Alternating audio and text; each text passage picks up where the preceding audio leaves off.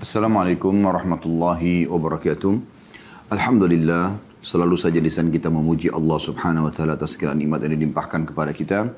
Termasuk Allah masih memberikan kepada kita hari ini umur, di mana berarti kita masih punya kesempatan untuk memperbanyak amal saleh, dan itu akan memberatkan timbangan amal kita hari kiamat yang ujung-ujungnya akan membantu kita masuk ke dalam surga yang merupakan tempat idaman setiap orang-orang beriman, yang dimana mereka di dalamnya akan kekal selamanya dalam kenikmatan.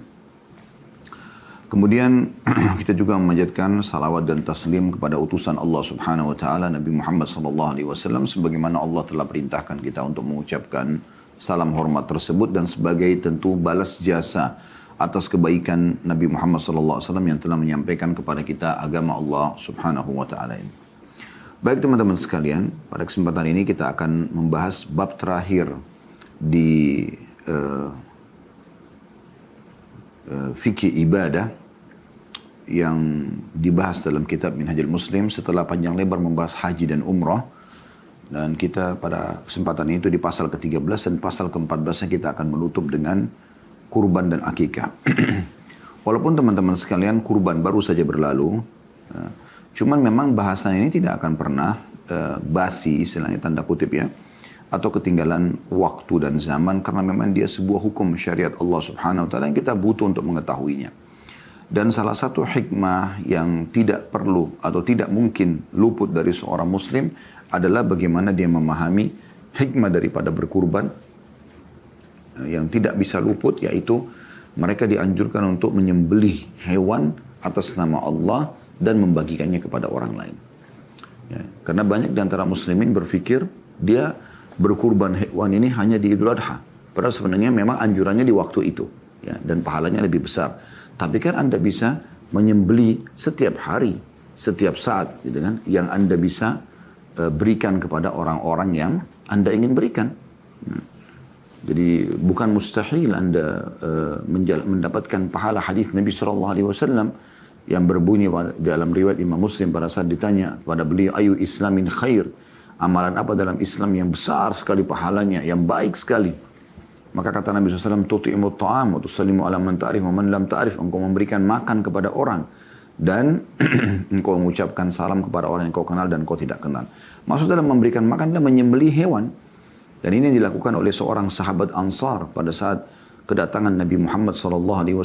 Yang beliau lakukan adalah beliau langsung menyembelih seekor anak domba atau seekor domba yang beliau hidangkan untuk baginda Nabi alaihi salatu wassalam, ya. Dan juga kita tahu bagaimana Nabi Ibrahim alaihissalam dalam Al-Quran digambarkan pada saat beliau kedatangan tamu malaikat yang menyamar jadi manusia yang datang untuk menyampaikan berita gembira kalau istrinya Sarah akan hamil dan melahirkan Ishak alaihi salatu wassalam. Sekaligus juga mereka diutus untuk menghancurkan kaum Lut, kaumnya Nabi Lut yang berbuat kezaliman, menyebarluaskan homoseksual yang Allah subhanahu wa ta'ala haramkan. Maka yang paling pertama Nabi Ibrahim lakukan adalah beliau menyembelih seekor anak sapi yang beliau hidangkan buat tamunya, walaupun beliau belum tahu siapa tamunya.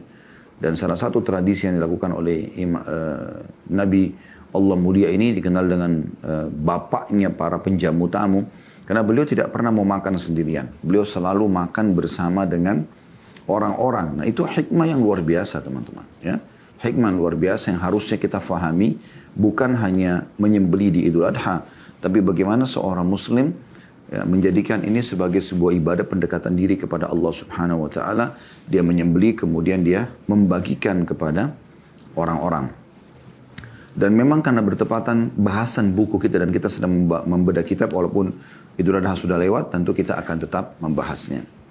Bagi yang kemarin alhamdulillah sempat melakukan ibadah kurban ini, bersyukur kepada Allah subhanahu wa ta'ala, kontrol keikhlasan Anda dan niatkan karena Allah, serta semoga Allah jadikan sebagai tambahan amal. Bagi yang belum sempat melaksanakan, maka dengan pelajaran hari ini semoga Anda termotivasi dan Anda bisa melaksanakan di tahun depan insya Allah di Idul Adhanya. Tapi Anda boleh menyembelih hewan atas nama Allah sepanjang tahun, ya, kemudian Anda bagikan dagingnya kepada orang-orang yang membutuhkan, ataupun memang orang-orang mampu tapi di kalangan kerabat untuk silaturahim, misalnya memberikan kepada kedua orang tua kita, ya.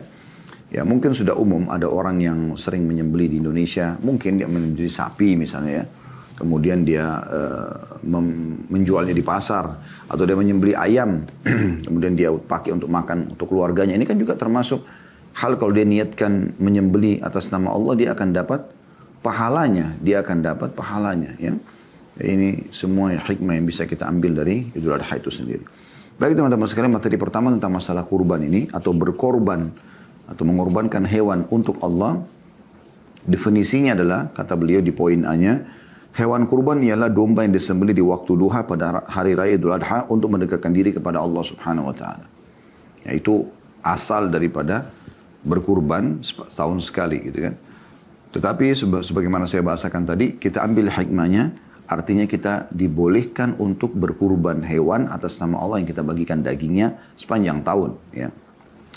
Kemudian di poin B-nya hukum kurban itu sendiri, kurban hukumnya sunnah yang diwajibkan atas setiap keluarga muslim sesuai kemampuan mereka. Maksudnya anjuran Nabi SAW, ya. Tapi di sini lebih cenderung kepada hukum wajib untuk mereka yang mampu agar berkurban. Hal itu berdasarkan firman Allah Subhanahu wa taala surah Al-Kautsar ayat 2, A'udzu billahi minasyaitonir rajim, fashalli li rabbika wanhar. Salatlah hai Muhammad untuk Tuhanmu dan juga berkurbanlah. Juga sabda Nabi SAW, man kana dzabaha qabla as-salati falyu'id. Hadis ini riwayat Bukhari Muslim, barang siapa yang menyembelih sebelum salat Id, maka dia mengulangnya. Ini menandakan kewajibannya, ya. Jadi kalau menyembelih sebelum salat Id, itu berarti menandakan kurban biasa. Artinya dia berkurban bukan mendapatkan pahala di Idul Adha-nya, ya. Karena ini ada perintah waktu di Idul Adha. Tapi kalau orang menyembelih sebelumnya tetap ibadah, ya. Tetap ibadah. Dia tetap dapat pahala kalau dia niatkan karena Allah Subhanahu wa taala, tapi tidak sebesar pahala kalau di Idul Adha-nya. Dan berdasarkan ucapan Abu Ayyub Al-Ansari radhiyallahu anhu, kana rajulu fi ahdi Rasulillah sallallahu alaihi wasallam yudhhi bi syatin anhu wa an ahli baitihi. Ya, seorang laki-laki di masa Rasulullah sallallahu alaihi wasallam itu berkurban dengan seekor domba atas nama dirinya dan keluarganya. Hadis ini riwayat Tirmidzi dan disahihkan oleh beliau. Ya, artinya ini ibadah yang sangat ditekankan. Ya. Mungkin Anda mengatakan kan bahasan sudah lewat kemarin Ustaz. Ya, Anda perlu tahu bahwasanya selain alasan tadi yang sudah kami sampaikan, juga perlu Anda ketahui bahwasanya para sahabat Nabi Ridwanullahi alaihim, mereka itu menyiapkan teman-teman sekalian hewan kurban mereka itu 6 bulan sebelum Idul Adha. Ya. Jadi mereka siapkan, mereka sudah beli dari sekarang, waktu 6 bulan sebelum Idul Adha digemukkan, baru kemudian mereka korbankan untuk Allah dalam kondisi hewan itu sempurna. Nah, ini poin penting gitu ya, bukan di hari-hari hanya saja, tapi dari sebelumnya kita bisa meraih pahala, ya, dengan meniatkan itu. Sebagaimana juga mereka kalau selesai Idul Fitri atau selesai Ramadan, mereka selama 6 bulan setelah Ramadan itu terus saja memohon kepada Allah agar amal-amal mereka yang Ramadan kemarin diterima sempurna. 6 bulan menjelang Ramadan mereka berdoa kepada Allah agar disampaikan di Ramadan itu. Begitu mereka bermuamalah dalam ibadah-ibadah mereka ridwanullahi alaihim. Di poin C-nya tentang keutamaan berkurban sendiri, disunnahkannya berkurban karena memiliki keutamaan yang agung. Kata Syekh Abu Bakar rahimahullah, sebagaimana sabda Rasulullah SAW, ma amila ibnu Adam yawman nahri amalan ahabbu ila Allah min iraqati dam. Wa innaha la ta'ti yawmal qiyamati biquruniha wa adfaliha wa adlafiha. Saya ulangi, wa innaha la ta'ti yawmal qiyamati biquruniha wa adlafiha wa ash'ariha wa inna ad-dama la yaqa'u min Allah azza wa jalla bimakanin qabla an yaqa'a al-ard fatibu biha nafsa. Artinya, tidaklah seseorang manusia berbuat suatu amal pada hari nahar Idul Adha yang lebih dicintai Allah daripada menumpahkan darah atau hewan kurban. Sesungguhnya hewan kurban itu akan datang pada hari kiamat dengan tanduk, kuku dan bulunya. Dan sesungguhnya darah atau hewan kurban itu pasti menempati suatu tempat di sisi Allah Azza wa Jal dengan ridhonya lalu diterima. Sebelum darahnya jatuh ke atas tanah, maka hendaklah dirimu merelakannya dengan baik. Hadis ini diriwayatkan Ibnu Majah dan juga Tirmidzi dan dihasankan oleh beliau.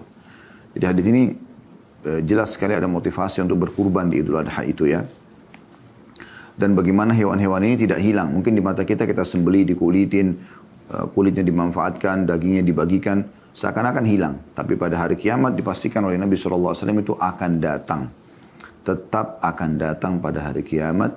Hewan tersebut lengkap dia dihadapkan di hadapan penyembelihnya bahwasanya ini hewan dulu yang kamu sembelih dan akan ada pahala sendiri di sisi Allah Subhanahu wa taala. Juga pernah ditanyakan oleh para sahabat Nabi kepada ridwanullah alaihim kepada Nabi sallallahu alaihi wasallam, "Ma hadhil adhahi?" Qala sunnatu abikum Ibrahim. Qalu ma lana minha? Qala bi kulli sya'ratin hasana. Qalu fas-suf. Qala bi kulli sya'ratin min as-sufi hasana.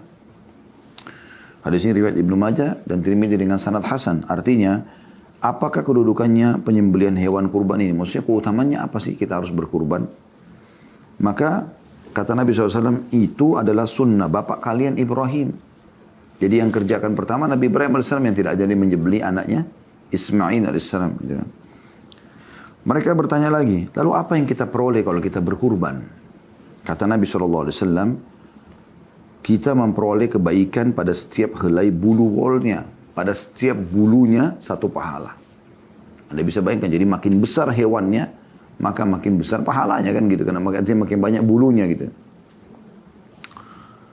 Lalu mereka bertanya lagi para sahabat Nabi, bagaimana dengan bulu wolnya? Beliau menjawab, setiap helai bulu wolnya dibalas satu kebaikan juga.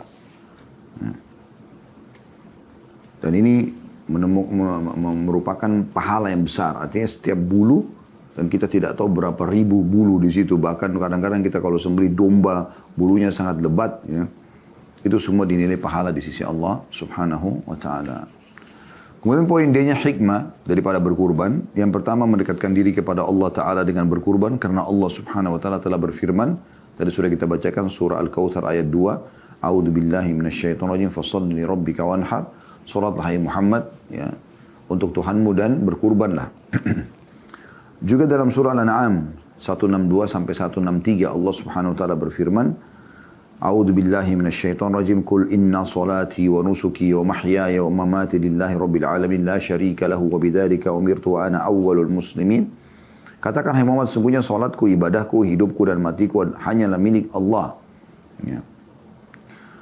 Rabb semesta alam, dan demikian itulah yang diperintahkan kepadaku dan aku adalah orang-orang pertama yang berserah diri. Ya. Ini berarti masuk dalam masalah ibadah, adalah masalah sembelihan. Yang dimaksud dengan ibadah pada ayat ini adalah penyembelihan hewan kurban untuk mendekatkan diri kepada Allah Subhanahu wa ta'ala. Ini hikmah yang pertama, mendekatkan diri kepada Allah. Jadi kita bisa dekatkan diri kepada Allah dengan berbagai macam ibadah yang telah disyariatkan olehnya. Yang kedua, menghidupkan sunnah imamul muwahhidin atau pemimpin ya, para orang-orang yang mentauhidkan Allah. Ibrahim al-Khalil alaihi salam. Al-Khalil artinya kekasih Allah ya. Allah telah mewahyukan kepadanya untuk menyembelih putranya Ismail alaihissalam, lalu Allah menggantinya dengan domba, yang kemudian domba itu disembelih Ismail sebagai pengganti Ismail alaihissalatu wassalam. Sebagaimana dikisahkan oleh Allah SWT dalam surah Safat ayat 107, A'udzu billahi minasyaitonir rajim wa fadhainahu bi dhibhin 'azim, dan kami tebus anak itu dengan seekor sembelihan yang besar. Tentu kisahnya Anda sudah tahu ya, tidak asing lagi bagaimana Nabi Ibrahim AS mimpi, dan mimpi para nabi-nabi benar ya. Kalau beliau melihat anaknya disembelih, kemudian beliau ajaklah diskusi Ismail, kalau dia lihat dalam mimpinya dia menyembelih anaknya, maka Ismail pun terima itu karena dia tahu ayahnya nabi dan dia pun nabi, gitu kan? Dan dia faham mimpi itu dari Allah SWT, maka dia mengatakan lakukanlah. Engkau akan mendapatkan aku termasuk orang-orang yang sabar. Dan ini luar biasa teman-teman. Berarti semua sembelihan hewan di jalan Allah akan dipanen pahalanya oleh Ibrahim dan Ismail alaihissalatu wassalam. Ini penting untuk diambil hikmahnya. Ya. Sebagaimana juga sa'i, jalan antara Safa dan Marwah juga dipanen pahalanya oleh Hajar. Karena beliaulah yang berjalan mencari air. Hanya beberapa menit, beberapa waktu saja. Tapi setelah itu sepanjang masa sampai hari kiamat, semuanya ya, orang yang melakukan ibadah ini akan dicatat pahala untuk Hajar alaihassalam. Ya. Kemudian yang ketiga, memperbanyak pemberian untuk keluarga pada hari Id dan sebagai ungkapan kasih sayang kepada para fakir miskin. Ya. Berbagi pada mereka yang mungkin sepanjang tahun mereka belum pernah makan daging ya.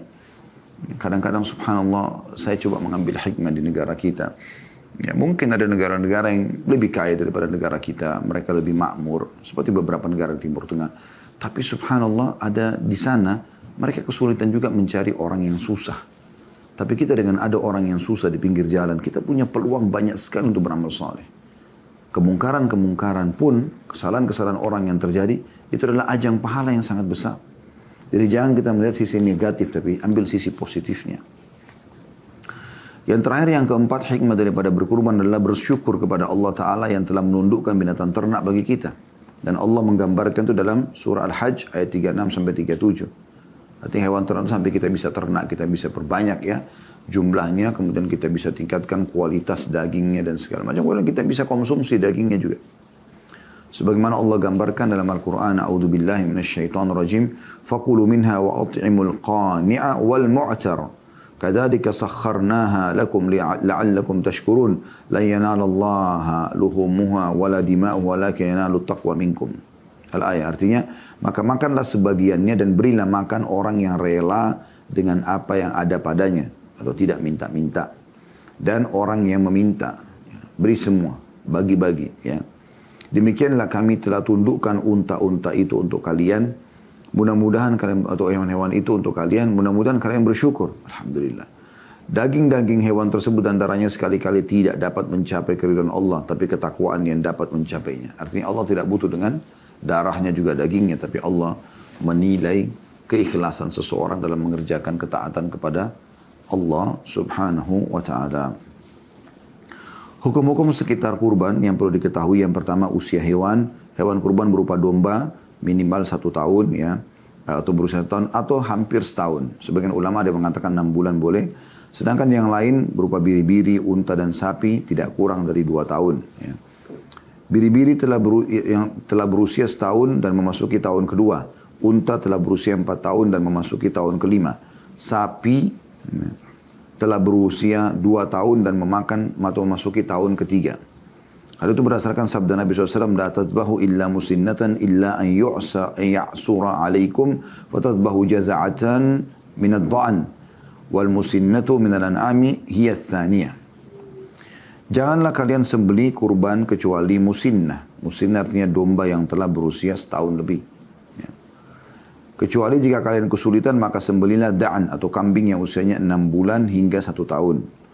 Atau domba yang berusia kurang lebih 6 bulan sampai mendekati 1 tahun.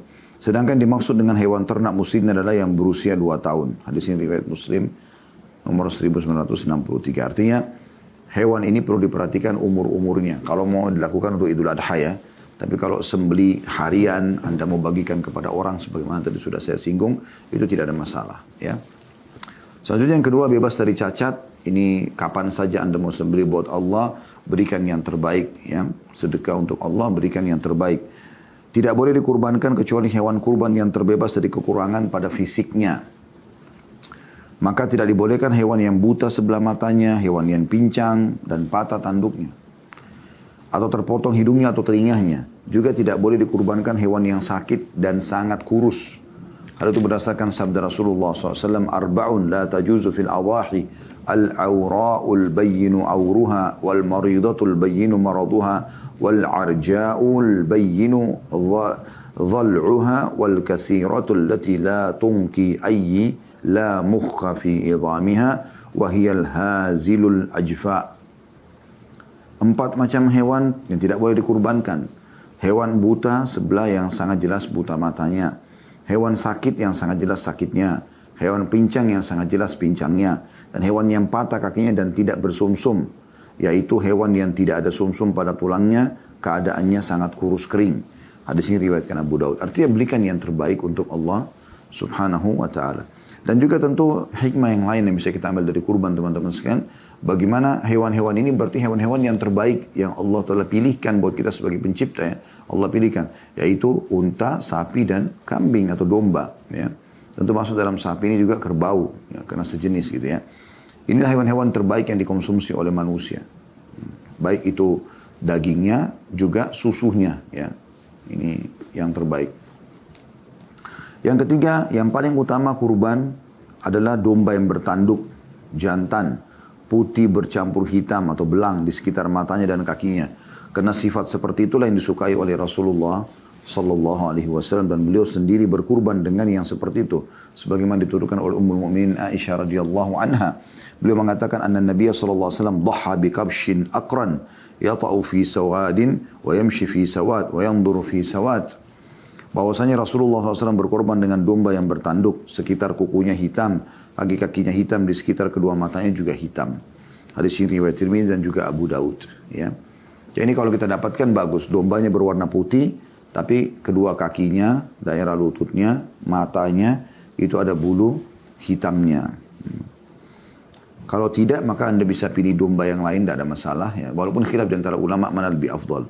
Apakah domba atau hewan-hewan yang lain. Ada yang mengatakan domba, karena Nabi SAW memilih itu. Dan juga bagaimana Ismail AS diganti oleh Allah dengan domba.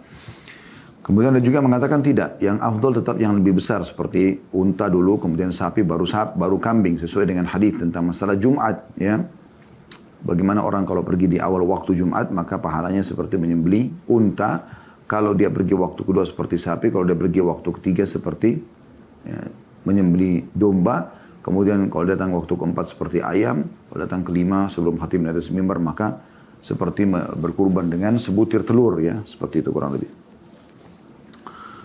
Kemudian yang keempat, waktu penyembelihan untuk penyembelihan hewan kurban di pagi hari Idul Adha setelah sholat Id. Tidak boleh sebelumnya karena Nabi SAW bersabda, "Man dzabaha qabla as-salati fa innama yadhbahu li nafsihi wa man dzabaha ba'da as-salati faqad tamma nusukuhu wa ashaba sunnatal muslimin." Barang siapa yang menyembelih sebelum sholat Id berarti ia menyembelih untuk dirinya, dan barang siapa yang menyembelih setelah sholat Id maka penyembelihannya telah sempurna dan sesuai dengan sunnah kaum muslimin. Hadits ini riwayat Bukhari. Ya. Boleh juga ditangguhkan hingga setelah sholat Id. Paling afdal setelah sholat Idul Adha langsung hari nahar. Itu yang dikatakan tadi dalam hadis sebelumnya ya. Bahwasanya yang paling Allah cintai amal di hari nahar atau hari raya Idul Adha adalah berkurban, menumpahkan darah hewan. Tapi boleh juga kita tunda sampai hari tasyrik. Artinya 3 hari setelah Idul Adha. Idul Adha tanggal 10 Zulhijjah, kita boleh tunda sampai 11, 12 dan 13 dari bulan Zulhijjah. Berdasarkan sabda Nabi SAW, "Kullu ayyami tasyriki dzabhun." Semua hari tasyrik boleh untuk menyembelih hewan. Hadis ini riwayat Ahmad. Kemudian yang kelima, yang sangat dianjurkan saat menyembelih kurban adalah menghadapkan wajah hewan ke arah kiblat sambil mengucapkan inni wajjahtu wajhiya lilladzi fatara as-samawati wal arda hanifa wa ma ana minal musyrikin inna salati wa nusuki wa mahyaya wa mamati lillahi rabbil alamin la syarika lahu bidzalika umirtu wa ana awwalul muslimin. Ya. Ini yang diambil dari potongan doa iftitah ya.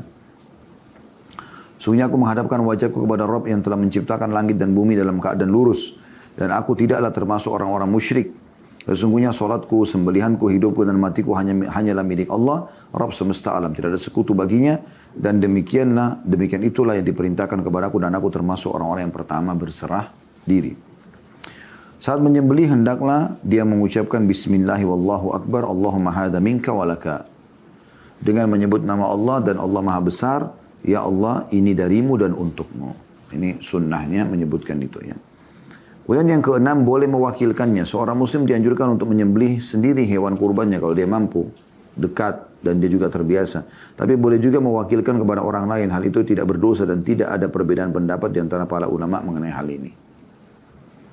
Yang ketujuh, pembagian yang dianjurkan. Daging kurban dianjurkan untuk dibagi 3. Dimakan sendiri bersama keluarga, keluarga orang yang berkurban ya, sepertiga lagi disedekahkan dan sepertiga lagi dihadiahkan untuk rekan-rekannya. Demikian berdasarkan sabda Nabi SAW, "Kulu waddakhiru wa tasaddaqu." Makanlah dan simpanlah serta bersedekahlah. Hadis ini diriwayatkan oleh Bukhari. Boleh juga disedekahkan semuanya dan boleh juga tidak ada yang dihadiahkan dari daging kurban tersebut. Jadi bebas. Boleh nggak saya sembelih domba, semuanya saya simpan buat saya makan sekeluarga? Boleh. Saya sembelih sapi semuanya, saya pakai, boleh. Tapi kalau Anda mau lebih afdal, Anda bagi. Sepertiganya Anda makan dengan keluarga, dan ini mengatakan boleh dan dianjurkan makan daging, terutama 3 jenis hewan ini ya. Unta, sapi, dan kambing atau domba. Sepanjang tahun tentunya.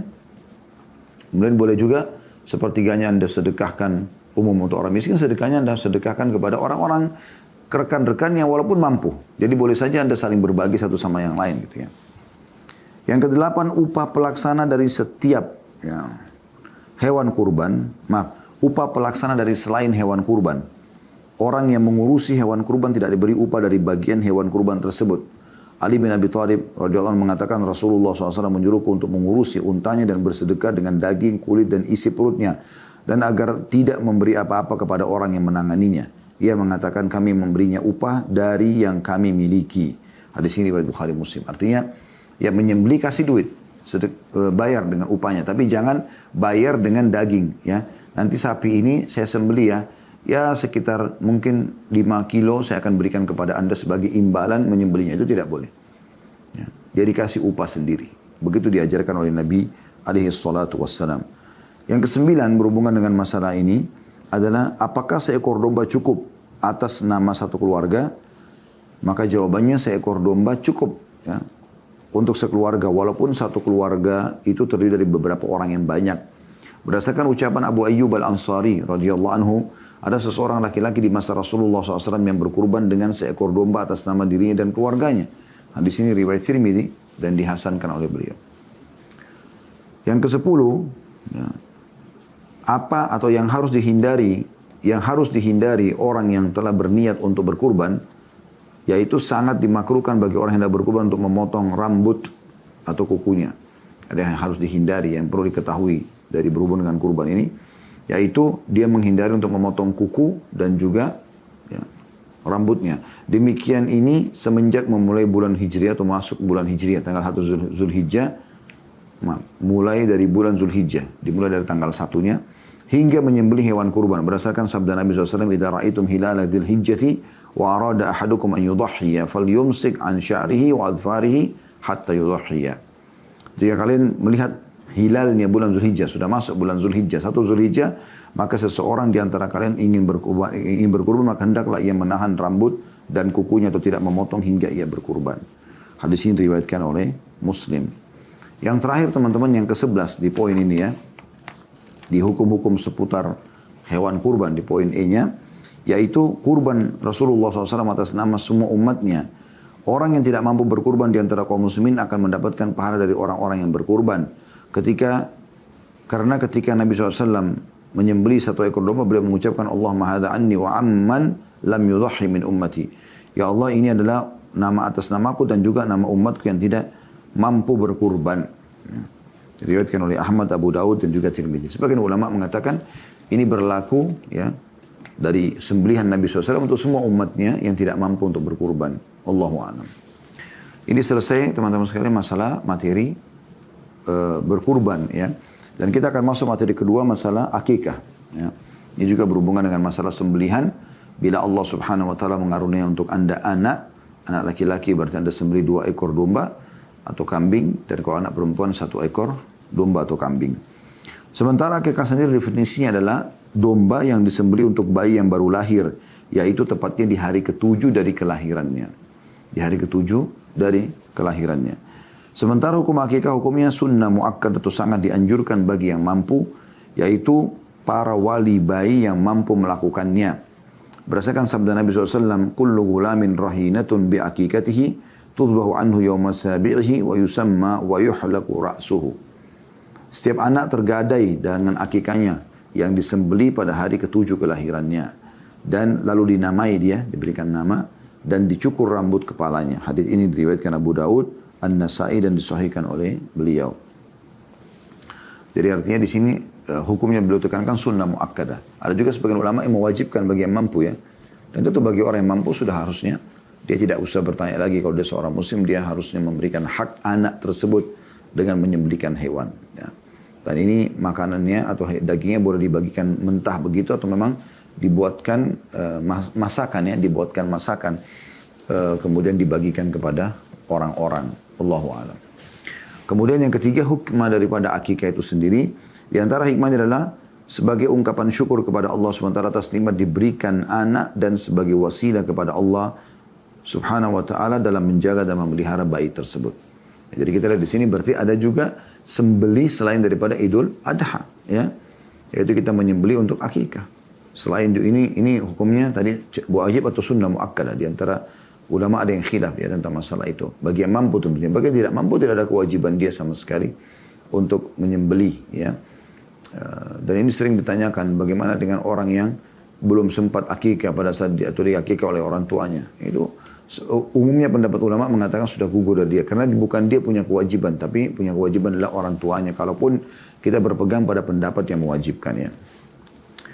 Hukum-hukum seputar akikah yang pertama kondisi dan usia hewan akikah. Yaitu yang sesuai dengan syarat hewan untuk kurban. Jadi kalau domba minimal 6 bulan, kambing 1 tahun, kalau sapi 2 tahun, ya, kalau unta 5 tahun. Ya. Jadi sesuai dengan syarat hewan untuk berkurban, baik dari sisi kondisi fisik, tidak boleh cacat maupun usia. Jadi hewan yang tidak sah untuk berkurban tidak sah juga untuk akikah. Yang kedua, memakan sebagian dan membagikan sebagiannya. Dianjurkan untuk dibagi sebagaimana daging kurban, yaitu dimakan oleh keluarga dan dihadiahkan juga disedekahkan. Nanti dibagi 3 tadi. Ya. Yang ketiga, yang dianjurkan pada hari akikah adalah menyembeli 2 ekor domba untuk anak bayi laki-laki, karena Rasulullah SAW menyembeli 2 ekor domba untuk Al-Hasan. Disebutkan oleh diriwayatkan oleh Tirmidzi dengan beliau mensahihkannya juga An-Nasa'i. Juga dianjurkan pula si bayi diberi nama pada hari ke-7 dengan nama yang baik. Jadi nggak boleh salah kita memberikan nama ya. Terus nama-nama yang bagus dan usahakan memilih satu komposisi nama saja. Jadi misalnya Muhammad.